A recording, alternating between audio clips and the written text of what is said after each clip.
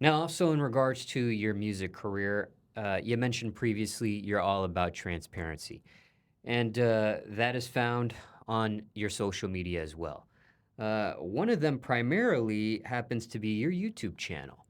Now, for those in the audience that saw a previous segment in regards to this interview, but or excuse me, that didn't see a previous segment where you shared your YouTube channel name and things of that nature. Care to share that channel name once again? Because I'm using that as a reference for what we're going to discuss here next. Yeah, you can find me at Saint Uno ATL on YouTube. Now, when it comes to this transparency, on your YouTube channel, you've shared the ups and the downs of what you've experienced so far. And for transparency to the audience, I have not fact checked any of your YouTube channel's content in regards to the titles and thumbnails that you posted, which harbor your claims and allegations, just reading them here for context. So let's start with the ups on some of the things you've showcased after researching your YouTube and starting with uh, your first music video. 8 years ago, titled Saint Uno Lawyer, or Lawyer is the name of the title of the song there. So that's what your first piece of content you posted on your YouTube channel 8 years ago. Unless, sometimes people do post and then they'll uh, private some things. So didn't know if you had privated some things before that video, but publicly, 8 years ago, that was your first piece of content ever on that channel, which happens to be the first music video. Do I stand corrected there, or had you released music videos prior to that? I had one music video prior, but it was on another YouTube channel. I think the name of the channel was just, I don't even remember what it was. It might have just been Saint Uno, but for branding purposes, I wanted everything to be the same across all platforms. So that's when I made the Saint Uno ATL channel, because I think Saint Uno was maybe available on YouTube, but like not on Instagram or something. So I was like, all right, let me make another page. So yeah, that's the first one on there. But I think the year before that, that song Off Day that I was telling you about, that was my first music video, which I think if you actually search Saint Uno Off Day on YouTube, it'll come up, but it just won't be on that channel. Okay, a couple other ups here that you posted. All right, quote, Saint Uno Vlog 3, I sold my first feature. Exclamation point and some emojis. Another up you posted, quote, signed my first record deal for $8,000. And a couple emojis there. Another up for you, quote, sold my first piece of merch. Rocket ship emoji there. And then another up you posted, the last up that we researched was, quote, my first YouTube check after 8 years. How much? Question mark, exclamation point. And quoting these here, so those in the audience that want to, watch any of these videos, they can go back and reference that. But you posted way more downs with this transparency. That's life. So, want to go over a few of those. Now, you've posted videos and you posted shorts. Let's start with the videos first. Taking it all the way back, and this is through your 8 year history on YouTube. Quote, Atlantic Records using bots. Quote, being an entrepreneur is trash. Quote, Holly Weird. Quote, Hollywood Rituals. Quote, why YouTube banned me. Quote, labels don't want rappers. Quote, rapping past 30 is dumb. Charleston White say cheese reaction. Quote, Aiden Ross, 21 Savage, scam is staged. Quote, Four Bats is an AI industry plant. Second wave of COVID-18. Quote, famous Dex finessed me for $850. Story time.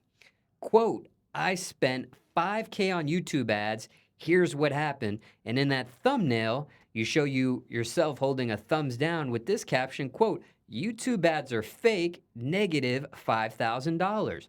Another video you posted here, quote, rapper exposes music industry contract. And the last video here of note is, quote, viral rapper performs for empty crowd. Not done here. Let's go to the short side. Couple of videos there I want to share with the audience. Quote, hip hop is going down. Quote, feds playing dirty on YouTube and at the bank. Quote, did I waste money on Billboard? Question mark. Another one here. This title was just a heartbreak emoji, but in the thumbnail it reads, quote, rapper reveals how much money he made from 6 years of streams and investing $30,000. Another short here, quote, viral does not equal money. And last short here, quote, the first rapper to spend thousands on videos that get less than 100 views. Okay, now was gonna ask you why you posted more downs than ups in this 8-year period, but it sounds like you've answered that already, and you described that's life. Paraphrasing you there. Yeah, I mean, at least that's my life. I'd love to hear of somebody who's had more good days than bad, but I feel like a lot of people, it's especially like I said, when you're an entrepreneur or you're doing something independently or you don't have anybody to quote unquote put you on, it's tough doing it on your own volition. Okay, now let's get down to the specifics here. All right, so in one short you posted, heartbreak emoji, but the caption in the thumbnail reads, rapper reveals how much money he made from 6 years of streams and investing $30,000. Okay, let's start with the number 6. Your YouTube channel showcasing said first video was 8 years old, but you posted a music video on a different channel maybe a year prior to that. So let's say 9 years old. So, okay, you've been doing this for 9 years. Right. You posted way more downs than ups, and some of these downs would scare the living daylights out of a upcoming recording artist, Yeah. especially 6 years of streams and investing 30,000. And you reveal how much money you made, and care to share what that money you made there was? $199.37. Okay, so why are you still doing this? Because it's what I love to do. If you remember earlier in the interview, basically asking why I do rap, it's because I'm a very intuitive person. I follow my heart. I made a rap song. It brought me to tears, and I've been married to it ever since. So it's actually kind of interesting for me because when I'm posting these things, I'm not money doesn't move me. Like, I guess it moves everybody else. Like, I'm really in it because it's what I want to do. So even when that clip went viral, I wasn't like trying to clickbait or like I just sharing my journey. But it's like people spend money on dumb shit like Gucci, vacations to places just to sightsee and post pictures. Like people pay for pussy. Like people, who cares what you spend your money on? Is the way I just rather spend my money on my passion, which is making music. So I don't really see it as, you could say it's bad business or something like that, but how many fucking businesses did Trump run into the ground before he became, even though he was kind of born into being successful, but it's like, I'm just doing what I want to do. I don't really look at it like, I think that's the problem actually with rap music is a lot of people get into it as like, oh, okay, this is going to get me out the hood or this is going to make me rich. So now all we're talking about is like how financial, like we've equated financial success to good artistry. And those are two completely different things. I'm an artist and I love making art and I'm going to do that, but I also invest in myself because I want people to hear the music. So long story short, I just follow my heart, man. And to your defense, there could be a perspective saying, not. I mean, you mentioned you're 32 years old. Right. Maybe with these stats that you posted, you may be unsuccessful or have not garnered the success you so envisioned. But who's to say you won't reach that at 35? Or 40, right. or 45, or 50, because let's take the music business out of it. In the movie industry, there's some actors that pop at a later age than some of their younger peers. So one could, in your defense, say keep going because you never know what year you could pop, what age you could pop. Everyone with the barrier to entry, as easy as it is at this point, is one song away from a hit, theoretically speaking. But, on the opposite end of the spectrum, one could easily say, especially from the perspective, I mean, you said, hey, I feel like someone wearing Gucci or spending money on Gucci's dumb. That same person wearing said Gucci outfit could be like, hey, spending 30,000 in 6 years and seeing 199. That's dumb, right? So just curious on what your take on all this was, because different perspectives, it can look right in different visions there. But one thing to note here is during your career, uh, it seemed like, and you can correct me if I'm wrong, Mm-hmm. it seemed like you were very sincere with your music career. So, for example, like, if one were to go onto your YouTube channel and start 8 years ago and look at your journey and see the music videos you were posting and the way you were titling things and so on and so forth, it seemed very like you were not green, that's not the right word, not vulnerable, that's not the right word, but it just sounds like you were like gung ho, Yeah. for lack of a better phrase. You were, exploring the industry or getting into it. Hey, this is me, you guys.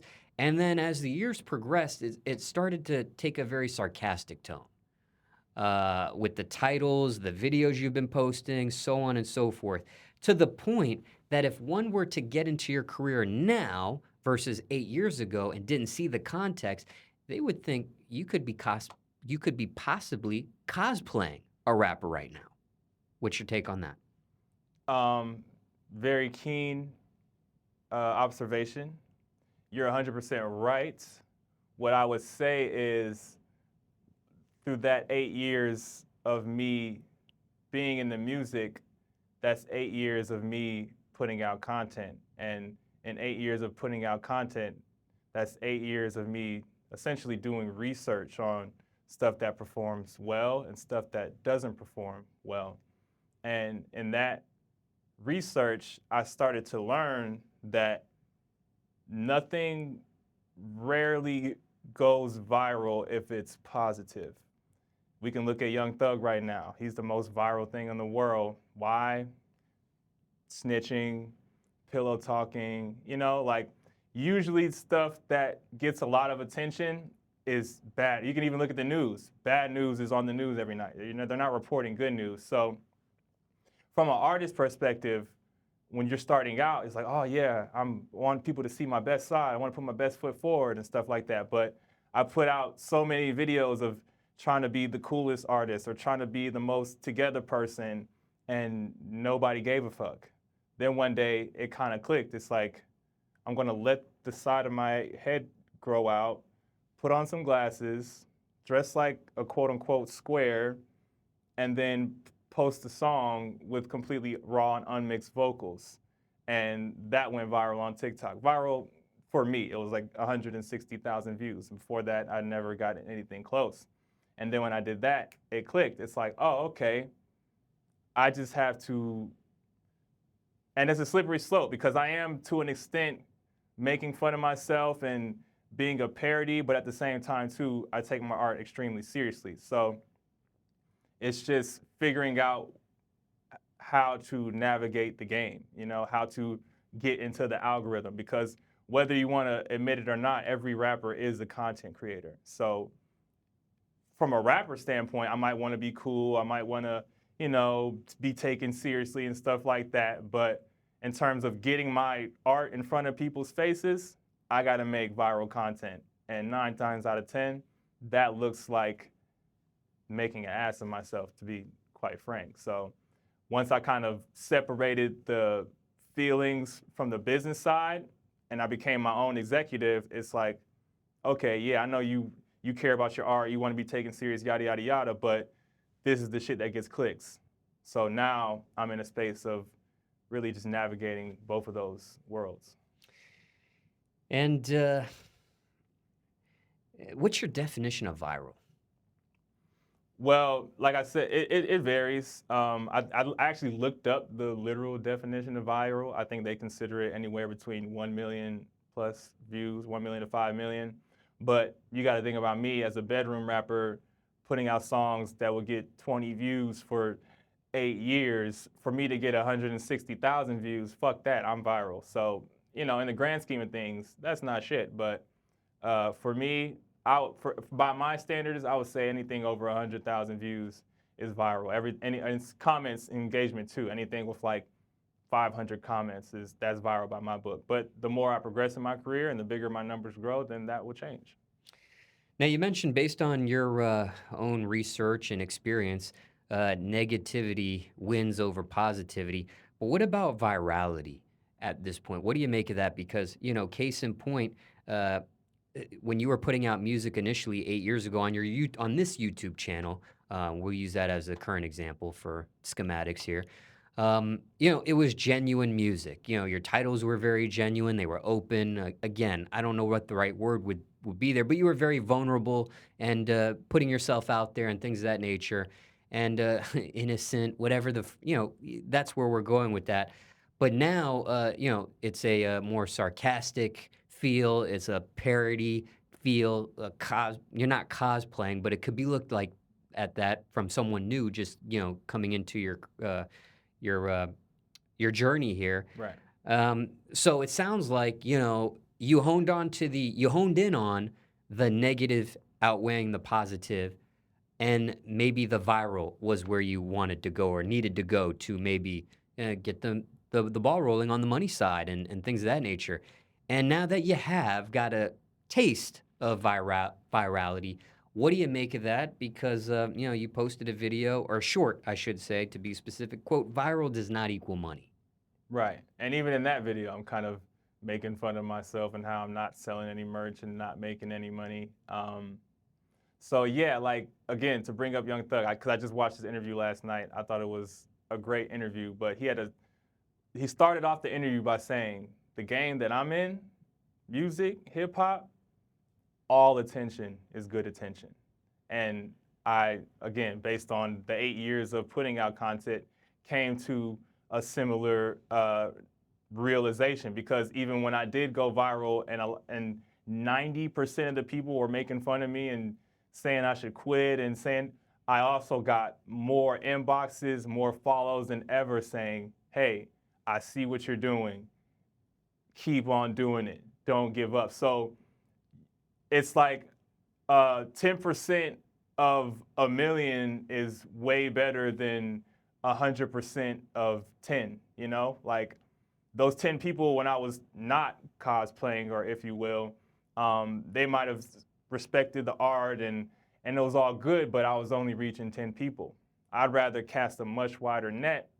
90 people will write it off as bullshit, nonsense, and that's fine, because I know at the end of the day, no matter how it seems, I take my art very seriously. And people who have the ear to really appreciate it, they'll pick up on it and they'll stick around for the long run. So it's like I gotta play the short game by kind of acting an ass, but that's just a flash in the pan. What's going to keep people here for the longevity is the authentic side. So it's not like I completely got rid of everything that I was representing in the beginning. I've just learned how to do it in a more balanced manner. And what is the feedback you've been getting more specifically? So if there was a 100% pie chart, circle chart, what would you say the feedback to this late issue, the sarcastic parody thing, all that sort of jazz there, and you going viral? What's been the feedback, negative feedback versus positive feedback? Where would you percentile that? The best literal hard numbers I can give you is when I most recently went viral. Say Cheese posted that clip about me spending $30,000 and only making $199, and they posted a poll and it said, should he quit? 80% of the people said I should quit. 20% of the people said I should keep going. So I mean, those are hard numbers. And like I said, that post got over 1.2 million views, but how many people? And about 16,000 people actually took the poll. So that's roughly 12,000 people telling me I should quit rapping, but also 4,000 people new who are telling me that I should keep going and could potentially become fans in that nature. So that's, even though that's a lot of bad, that's way more good, 4,000 people upvoting than anything else I've been posting previously, So regardless of the 80% in that poll, regardless of the 30,000 invested, and only receiving 199 and some change. And that 30,000, that's a real figure. That's not exaggeration there. That's actually a little on the low end. That's just me kind of. But when I really thought about it, I was like, it's really closer to 40, maybe even 50,000. But it just goes to show you how like phony like no one did any fact checking. I could have just went up there and lied and made those numbers up and gone viral too, which was kind of eye opening to me. So that's free game to anybody, any rappers out there. You can just make up the craziest story. It doesn't have to be true. But in my case, it actually was true. And like I said, if anything, it was a little on the light side. Well, that's part of this interview is fact checking. And, sometimes fact checking naturally happens in the sense of, okay, if someone just had a crazy title about whatever, childhood friends, school classmates, uh, frenemies, they'll come out in those comment sections and say, man, this is not really what's going on, and so on and so forth. So, Right. And I think I kind of checked out though, because when you go to my channel, you see like I did a collab reel with No Jumper. You see me purchasing billboards. You go to my YouTube, you see 5,000 spent on ads, and if you watch those videos, I'm showing me meeting with the actual ad agency. So it's like the story checks out, and that might have gave it some more legitimacy. Whether I just posted it and it's just like me in my room, and that's all you ever saw. now, could this transparency scare some people from working or collaborating with you? Because, um, like you'll go to a record label meeting and show parts of that. You'll go to No Jumper, like you just referenced, and show parts of that. And, you'll go to this and show. Could that transparency scare some people from working with you too? Maybe they feel like, hey, are you going to put this on blast or? 100%. Like I highly doubt. Actually, I know for a fact when I went into the Atlantic Records office, they didn't think I would do what I did with that content. So I get that can scare a lot of people away, but it also everybody has a price, So it's like, yeah, people may be weary of that, but if what I'm doing is working and I continue to work that program, eventually people won't give a fuck about that. Long story short, because it's like, everybody just wants eyeballs. Everybody just wants an audience. So as much downs than ups that you posted in 8 years of YouTube channel content, investing nearly $50,000 and only seeing 199, and also that number could be, because Yeah. you sold your first merch, Right, I and was then gonna you say that was sold just a feature. strictly Yeah. streaming, So yeah. if there's a little bit of, some numbers that weren't technically correct on the investing side, there could be some numbers that are a little off on the profiting side, or the gain Right. in that, I guess you would say. But and even with the 80% telling you no, you're still going to continue on with this journey. 100%. Very well. Now, speaking of sarcasm here, this GoFundMe hairline, is that also just sarcasm for you? Is that a joke there for you as well, or you serious about that? Yeah, I wanted people to donate, but I didn't really expect anybody to donate. That Has was more. anybody donated yet as of this interview? No one's donated. And even if it did make it 30,000, my plan was I wouldn't spend it on a hairline because this is pretty much my brand at this point. But yeah, that was more so just addressing all.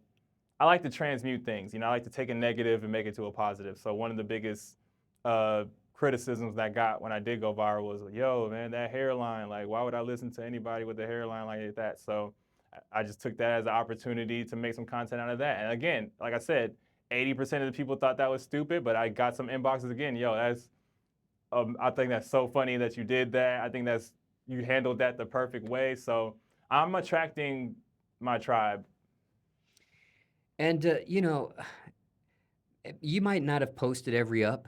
You might not have posted every down on this YouTube channel. But just thinking back up until this point as of this interview, what are you the most proud of? What's the one thing you're the most proud of with your career at this point after 8+ years, 9 years, nearly 10 years, 50,000 into it, so on and so forth? What's the one thing? The one thing that I'm most proud of, Whether it was posted on social media or not, yes. I would say it was going to the Atlantic Records office. I was like, I never thought of, and I don't even necessarily plan on signing a record deal, but just the fact that I could get those people interested in me is like I never really, you know, you say these things like, oh, I believe I can make it, but you never really, until it happens, it's just kind of, it's just like talk, you know? So even though I didn't end up taking the deal or maybe don't even ever plan on it, just the fact that I could register enough on my own making music in my bedroom to get a probably billion-dollar company to acknowledge what I'm doing, gotta be doing something right. And that was authentic. Yes. Because there are some up and coming recording artists that are getting these record label email scams saying so and so from a major label wants to hear more of your stuff. Hey, send us this and this and And that. that's what I thought it was. Like I've gotten a ton of that. Like I ignored the message specifically for that reason. I'm like, you know, everybody thinks artists are so vulnerable and they're just easy licks and you can just send them whatever. So yeah, that's why I posted on that reel the actual phone. Like when the phone call came through, it said Warner Music Group on my phone. I was like, what the fuck? This is the actual one, and I'm in the so like that was a real thing that happened, but I thought it was fake too at first. So how were you able to decipher that it was a real thing and not a scam, like a scammy email or fraudulent email? Was it just because of that phone number and it's showing up as so, or? Yeah, the phone number, and once I talked to the individual on the end, he further validated it. But yeah, like I said, initially they reached out via Instagram inbox, and I was like, I just let it sit for a week. But then eventually I was like, all right, why not? I answered it back, gave him my phone number, and then once I saw where the phone call was coming from. And then even then, I was still a little scared, you know, so I set up a meeting to go to New York. And I thought even then, I was like, oh man, this could be a scam. But I went to the actual office building. They had to buzz me up. So literally until I was in the office, I was thinking, this could be a scam. This could be a scam. This could be a scam, you know? And on the flip side, you know, what are you most proud of? What are you most disappointed with out of all the experiences you've gone through this music journey? What's the most disappointing one thing you're really disappointed about, whether you posted it on socials or not? Yeah, I kind of mentioned it earlier. Like a lot of my older SoundCloud music, I deleted. And you've pointed it out throughout this interview. I didn't realize what my brand was while you're doing it because it's just all so new. But you've kind of pointed it out that it's like this authenticity, this transparency, this vulnerability. I think had I just kept everything up, even the oldest, the shittiest of stuff up on my SoundCloud, that would be even more of a testament, right? So people could say, oh no, because I've been doing it, like you said, longer than the 8 years on this YouTube channel. I was doing it longer than the 2019 streaming revenue. I went from pre-SoundCloud rapper to SoundCloud era to streaming era. So to really have all those receipts, I wouldn't say it's like a regret, but that's something I'm often like, damn, I wish I had all that stuff, you know? All right, so what do you want the audience here to take away from your musical journey at this point? All in all, with everything being said, I believe this is my last question to you. I do have one more that just came to mind, but yeah, for all intents and purposes on this topic, what do you want the audience to leave from this interview here with about you? Yeah, I want them to, I want to be the living example of the cliche, you know, never give up. Because people kind of live in this false reality. Well, they'll give you some advice. Oh, don't listen to people, follow your heart, stick to your guns, never give up. But when they see an actual person doing it, or when it comes time for them to do it, then they shit their pants and they think, oh, this is the stupidest thing ever. I would never do that. You know, I'll die if I actually follow my dreams. I'm here to show you visually, hey, I'm still alive. I'm still here. I have a roof over my head. I was homeless at a point, but I'm not anymore.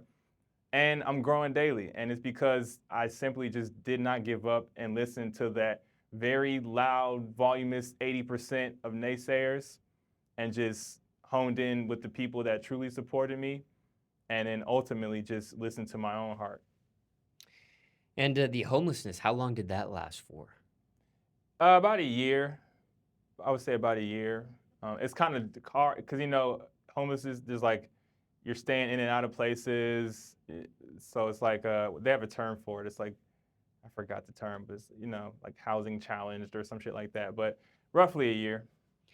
Yeah, there's various levels to homelessness. There's Yeah, obviously the worst level or bottom level is, living on a park bench and, yeah. I was never in the street. I was living in my car. That was like the worst. And then sometimes I would like live in a studio, crash on a friend's house. So that whole little phase of not having like a place where I pay rent essentially lasted about a year.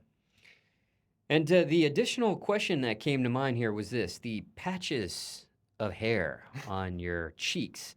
Is this purposefully done, or is this all you can grow for a quote unquote beard?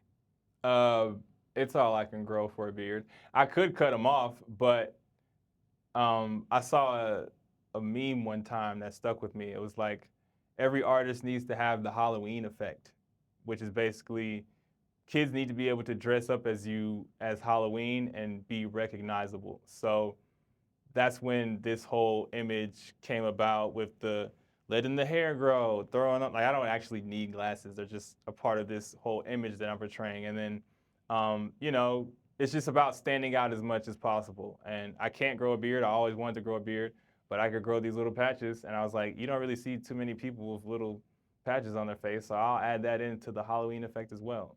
So you're not shaving around it purposefully. That's literally all you can grow. Yeah, but I mean, I like there'll be a little. I'll shave around it because little stuff here and there will come in, but it's never a full beard.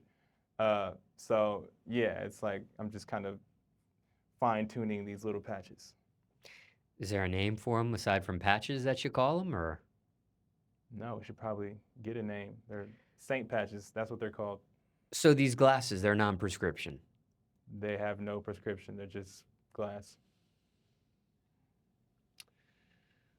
All right. Well, is there anything else you want to add or subtract to this interview? Is there anything you want to clarify from what you said? Maybe retract from what you No, said during I this mean, interview. like you said, I'm all about transparency and vulnerability, authenticity, all the way down to the wiping the bald head off with the napkin so you can keep it all in there. And I want to thank you for allowing me on the platform. It was a really great opportunity. I've seen lots of artists be in this position. To be one of the artists myself is awesome. So, yeah, that's pretty much it on my end.